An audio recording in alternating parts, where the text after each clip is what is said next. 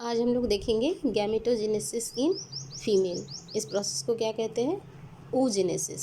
मतलब फीमेल के अंदर गैमेट बनने के प्रोसेस को क्या कहते हैं? oogenesis। और ये कहाँ होगा? ओवरी में। तो सबसे पहले ये देखेंगे हम कि ये शुरू कहाँ होता है और कब शुरू होता है। दो क्वेश्चन है इम्पॉर्टेंट, कहाँ शुरू होता है और कब शुरू होता है। तो कहाँ शुरू होता है? Inside ovary.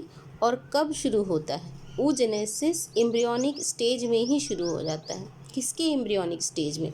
अब इस डायग्राम को देखते हैं। इस डायग्राम में ये बताया गया है कि ये मदर उम्ब है, ठीक है। इस मदर के अंदर ये फीटस है और वो फीटस क्या है? फीमेल फीटस, ठीक है।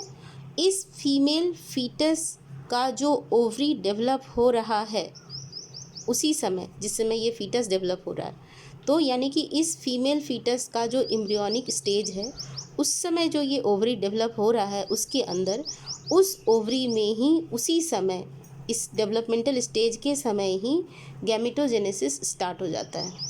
स्टार्ट होता है तो कहाँ तक पहुँचता है? तो सबसे पहले हम ये देखें कि ये जो उम्ब है उसके अंदर ये फीमेल फीटस है और उसके अंदर जो ये ओवरी है। इस ओवरी के अंदर जो बहुत सारे सेल्स हैं, जो यहाँ लिखा हुआ है मिलियंस ऑफ उगोनिया, ये सेल्स उगोनिया हैं जिनको हम कहते हैं गैमिट मदर सेल।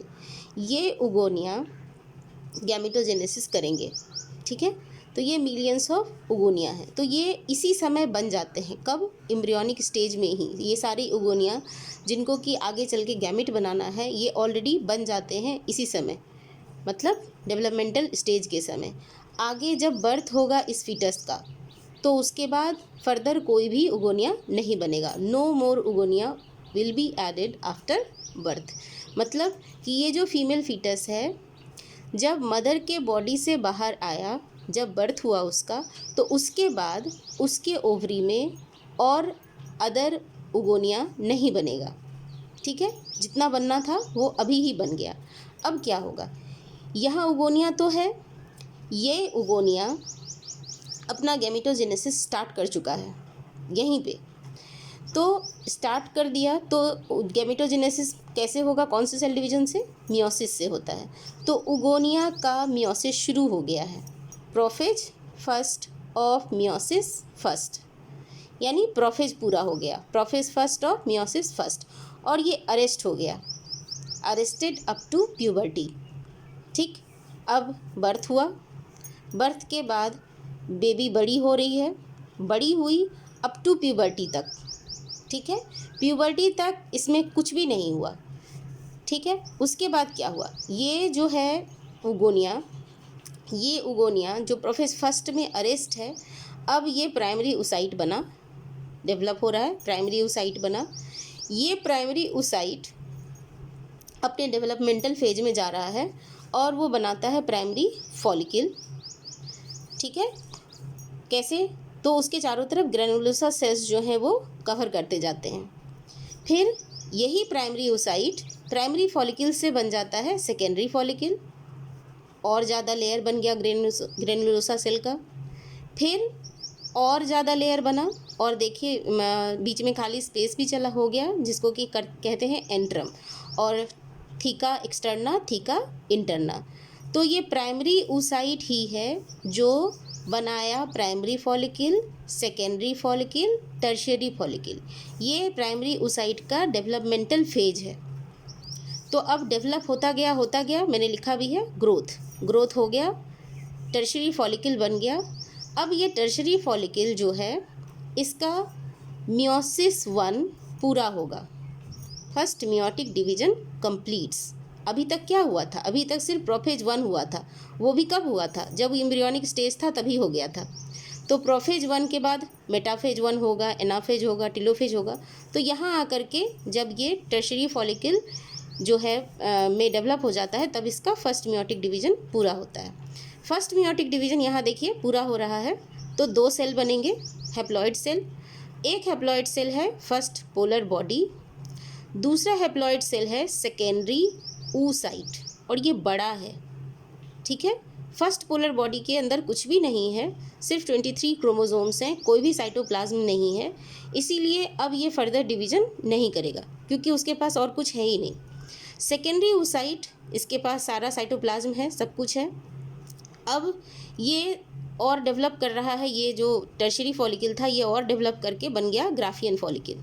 ठीक है, ये ग्राफियन फॉलिकल हो गया पूरा, और इसके अंदर ये सेकेंडरी oocyte है और ये पोलर बॉडी है। ठीक है, पोलर बॉडी धीरे धीरे डिजनरेट कर जाएगा, और ये जब ये मेच्योर हो गया, पूरा ग्राफियन फॉलिकल बना लिया, इसको हम मेच्योर फॉलिकल भी कहते हैं। अब आया स्टेज किसका, ओव्यूलेशन का। तो ग्राफियन फॉलिकल में ये सारा स्ट्रक्चर है इंक्लूडिंग सेकेंडरी oocyte। तो सेकेंडरी oocyte बाहर निकल गया और ग्राफियन फॉलिकल रप्चर हो गया। जो रप्चर्ड पार्ट है ग्राफियन फॉलिकल का वो बन गया कॉर्पस ल्यूटियम, और ये है सेकेंडरी oocyte जिसको कि ओवम भी कहते हैं। ये ओवम अब कैप्चर होगा फिम्बरी से, जो आपको पता है कि फीमेल जो रिप्रोडक्टिव सिस्टम है तो ओवम रिलीज़ होने के बाद उसको फिम्बरी कैच करता है। तो पहले हम इसका डिटेल स्ट्रक्चर देखते हैं। ये डिटेल स्ट्रक्चर है ओवम का, ये ओवम यहाँ हम देखते हैं सेकेंडरी oocyte जिसको कि हम ओवम भी कहते हैं, इसका ये डिटेल स्ट्रक्चर है। डिटेल स्ट्रक्चर क्या है, ये अंदर सेकेंडरी oocyte है, इसके चारों तरफ एक लेयर है जिसका नाम है विटेलाइन मेम्ब्रेन या विटेलाइन लेयर, उसके चारों तरफ एक लेयर है जिसको कहते हैं जोना पेलुसिडा, और फिर उसके चारों तरफ सेल्स हैं जिसका नाम है कोरोना रेडिएटा। अब ये ओवम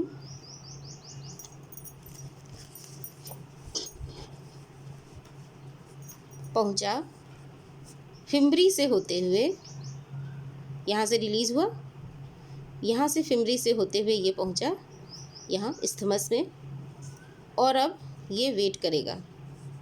ठीक है, और वेट करेगा किसके लिए, मेल गैमेट्स के लिए।